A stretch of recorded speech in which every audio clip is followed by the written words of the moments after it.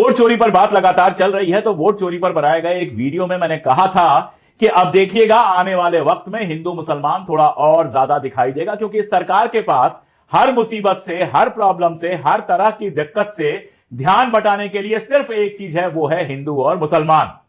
अब देखिए इंदौर से लेकर गुजरात तक वो खेल शुरू हो गया है और बहुत ही गंदा खेल है, जिसकी बात करते हुए भी शर्म आती है कि इस देश में अब ये सब नाटक हो रहा है। इंदौर की बात है। इंदौर का कपड़ा बाजार आप जानते हैं फेमस है। वहां पर एक भाजपा के नेता हैं एकलव्य सिंह गौड़, और ये जो हैं वो भाजपा विधायक मालिनी गौड़ के बेटे हैं।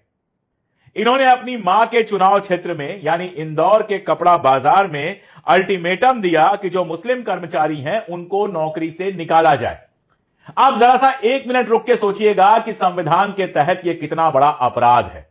किसी एक धर्म के लोगों को नौकरी से निकालने का मामला, यानी धर्म के आधार पर, सांप्रदायिक पहचान के आधार पर किसी की रोजी रोटी छीनने का जो यह मामला है, आप सोच के देखिएगा कि कितना भयानक है, कितना गंदा है, कितना बुरा है, कितना गैर कानूनी है। लेकिन वो कहते हैं कहावत की सैया भय कोतवाल अब डर काहे का, मां विधायक है, प्रदेश में सरकार है, केंद्र में सरकार है, 2 इंजन, 3 इंजन, 4 इंजन चल रहे हैं एक साथ, तो उन इंजनों के पहियों के नीचे मुसलमानों का कुचला जाना सबसे आसान तरीका है दुनिया भर की प्रॉब्लम से, दुनिया भर की बहसों से लोगों का ध्यान भटकाने का। तो हुआ यह कि 1 महीने का अल्टीमेटम दिया गया था जो 25 सितंबर को पूरा होता है, और इसके पहले ही जो है 50 के आसपास मुस्लिम कर्मचारियों को निकाल दिया गया नौकरी से। ऐसे लोग जो 30-30, 40-40 साल से वहां पर नौकरी कर रहे थे, गब्बर घोरी जिनकी उम्र 52 साल है और 12 साल की उम्र से वहां पर काम कर रहे थे, उनको और उनके दोनों बेटों को नौकरी गंवानी पड़ी है। वो कहते हैं मालिक तो बहुत दयालु हैं,